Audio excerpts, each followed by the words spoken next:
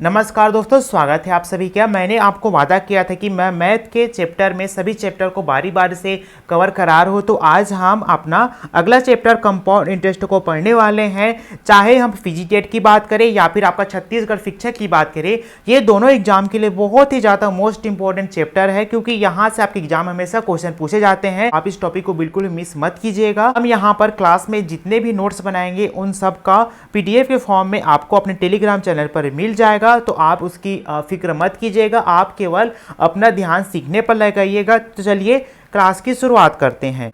Question में आगे बढ़ने से पहले हम कॉन्सेप्ट को समझ लेते हैं।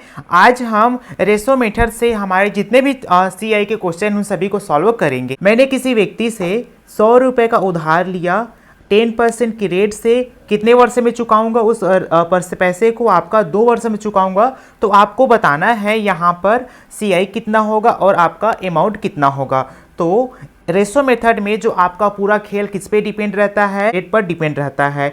10% का मतलब क्या होता है, 1/10 होता है। कैसे 1/10 आया, 10% है। इस 10% में जो आपका परसेंट है, उस परसेंट को मैं अगर हटाऊंगा तो नीचे में आपका 100 आ जाएगा। 1 0 से 1 0 चला जाएगा तो क्या बचेगा, ऊपर में 1 और नीचे में 10। इस प्रकार से 10% का जो मान है कितना आ गया, 1/10 आ गया। परसेंट का मतलब 1/10 होता है। तो जो नीचे वाला जो मान है यानी कि 10 है, वो आपका प्रिंसिपल होता है, और जो ऊपर वाला जो वैल्यू रहता है वो आपका यहाँ पर इंटरेस्ट होता है, ब्याज होता है। हम कंपाउंड इंटरेस्ट में प्रिंसिपल और अमाउंट का अनुपात बनाते हैं। आपका प्रिंसिपल कितना है, तो आप बोलिएगा 10 है, और उस पर 1 रुपये का ब्याज मिल रहा है, तो अमाउंट कितना हो जाएगा, 10 में 1 जोड़ें कितना होगा, 11 रुपये हो जाएगा।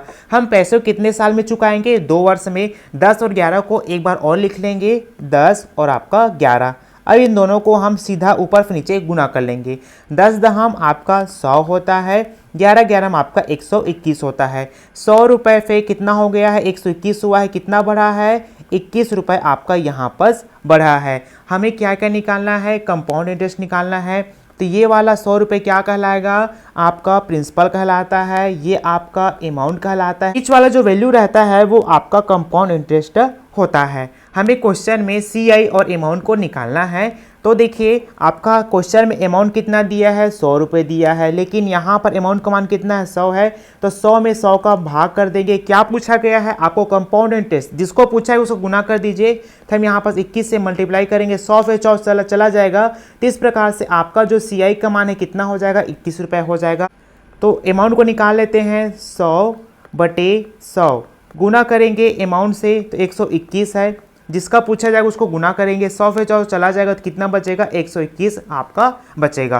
तो इस प्रकार से हम आपका कंपाउंड इंटरेस्ट में रेशो मेथड का उपयोग करते हैं। चलिए अब इन्हीं के जरिए हम क्वेश्चन को सॉल्व करते हैं। में से क्वेश्चन नंबर पहला है, यदि चक्रवृद्धि ब्याज की दर 10% वार्षिक हो और समय 2 वर्ष हो और मिश्र धन आपका 48,400 रुपये हो, तो आपको मूलधन करने के लिए बोला जा रहा है। क्या कर दिया उसको आप सबसे पहले लिख लीजिए। आपको रेट जो है 10% दिया है, आपका जो टाइम है वो कितना है, 2 ईयर है। मिश्र धन यानी कि अमाउंट जो है कितना है आपका 48,400 रुपये है। आपको यहाँ पर प्रिंसिपल ज्ञात करने के लिए कहा जा रहा है।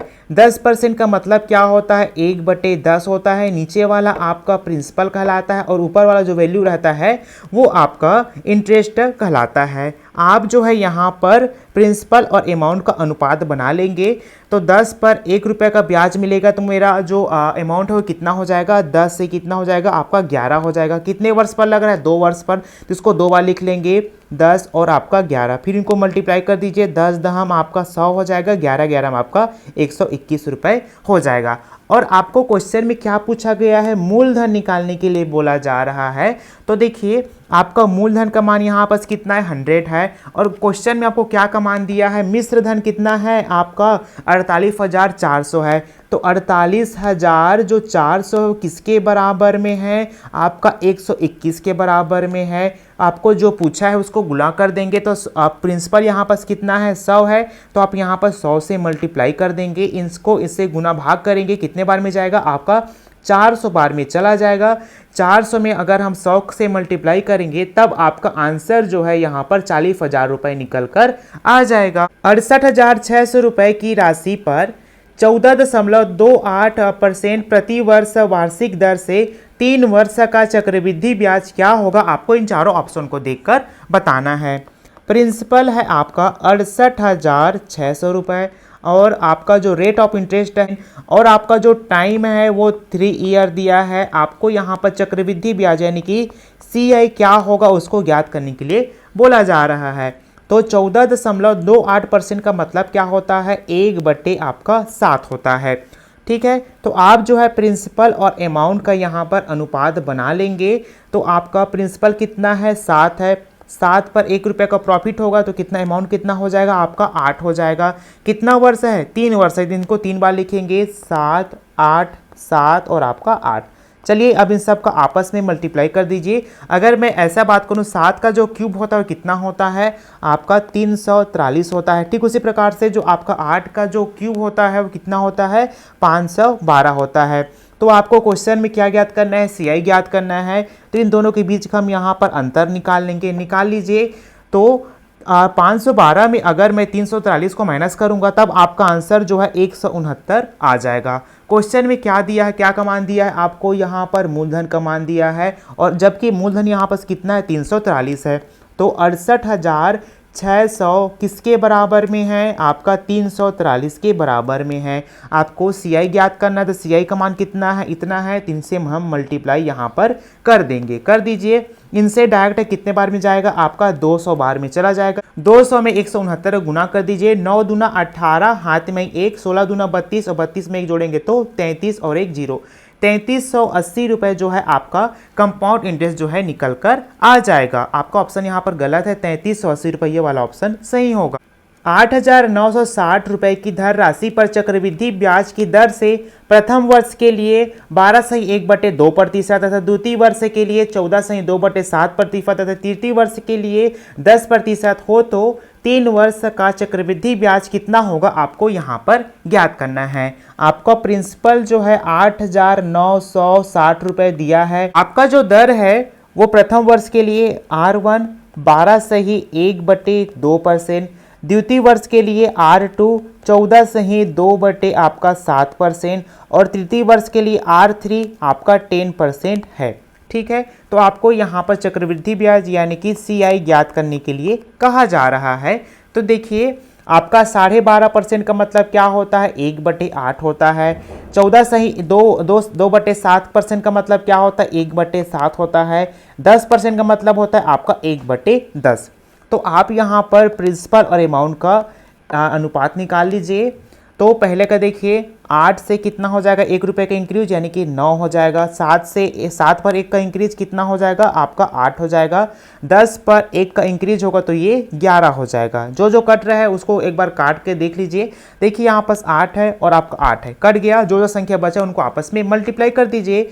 7 दम आपका 70 हो जाएगा, 11 नमा आपका 99 हो जाएगा। 70 से 99 हो गया यानी कि कितना रुपया बढ़ा है आपका 29 रुपये बढ़ा है। आपका जो प्रिंसिपल है वो कितना है 8,960 रुपये है, लेकिन यहाँ पर प्रिंसिपल कितना है 70 है, जो किसके बराबर है 70 के बराबर है। आपको कंपाउंड इंटरेस्ट निकालने के लिए बोला जा रहा है तो आप इनसे गुना कर दीजिए, किससे आपको 29 से मल्टीप्लाई कर देना है। 1 0 से 1 0 चला जाएगा। 7 1 कम 7 कितना बचा 1 यानी कि 19 बन गया। 7 दूना आपका 14, तो यहाँ पर 5 बचा, 5 और 6 56 बन गया। 5 8 आपका 56 होता है। 29 में 128 का मल्टीप्लाई करने पर आपका आंसर 3772 आ जाए। 5% वार्षिक ब्याज की दर से 2 वर्ष बाद साधारण ब्याज एवं चक्रवृद्धि ब्याज का अंतर 200 रुपये है, तब मूलधन यानी कि प्रिंसिपल क्या होगा आपको यहाँ पर ज्ञात करना है। अगर मैं यहाँ पर सिंपल इंटरेस्ट की बात करूँ, सिंपल इंटरेस्ट अगर 1 वर्ष में 5% तो 2 वर्ष में कितना हो जाएगा आपका सिंपल इंटरेस्ट जो है 10% हो जाएगा। और आपको चक्रवृद्धि ब्याज का भी यहाँ पर रेट निकालना है, तो मैं डायरेक्ट तो आपको बताता हूँ कि 2 वर्ष का जो रेट है वो किस प्रकार से निकालते हैं। तो आपका एक फॉर्मूला होता है 2R प्लस आपका R² बटे में आपका 100 होता है। R का मान क्या है यहाँ पर, परसेंट कितना है आपका 5%, तो R बराबर क्या हो जाएगा 5 हो जाएगा। R जहाँ पर लिखा है उसकी जगह पर 5 को रख देना है, रख दीजिए। 2 गुना 5 प्लस आपका 5 का स्क्वायर बटे में आपका 100, 5 दूना 10 प्लस 5 पंचे आपका हो जाएगा यहाँ पर 25 बटे में आपका 100 भाग करेंगे तब आपका आंसर जो है 0.25 आ जाएगा, यानी कि ओवरऑल वैल्यू कितना आ जाएगा आपका 10.25% ये आ जाएगा। ये किसका मान निकला है? तो आप बोलिएगा कंपाउंड इंटरेस्ट का मान निकला है। इन दोनों के बीच का अंतर निकालना है आपको, तो यहाँ पर से लिख लीजिए ये कंपाउंड इंटरेस्ट हो जाएगा, ये आपका सिंपल इंटरेस्ट हो जाएगा। कंपाउंड इंटरेस्ट का जो रेट है कितना है 10.25% है, और आपका सिंपल इंटरेस्ट का जो आपका परसेंट है 2 वर्ष का कितना है भाई आपका 10% है। इनके बीच का जो अंतर है कितने का अंतर है 0.25% का अंतर है, लेकिन रियल में कितने रुपए का अंतर है तो आपका 200 रुपये का अंतर है। ठीक है, सॉल्व कीजिए इसको। तो अगर मैं आपका दशमलव को हटाऊंगा तो नीचे में 2 जीरो आ जाएगा, और साथ में परसेंट को भी हटाऊंगा तो 2 जीरो आ जाएगा, यानी कि ये कितना बन जाएगा 25 बटे आपका ये 2 जीरो, परसेंट को हटाने पर 2 जीरो और दशमलव को हटाने के बाद 2 जीरो और आ जाएगा, बराबर हो जाएगा ये 200। 25 से भाग करेंगे 25 अट्ठा आपका 200 होता है। अब 8 में अगर मैं 10,000 से मल्टीप्लाई करूंगा तब आपका जो आंसर है यहाँ पर 80,000 रुपये निकल कर आ जाएगा।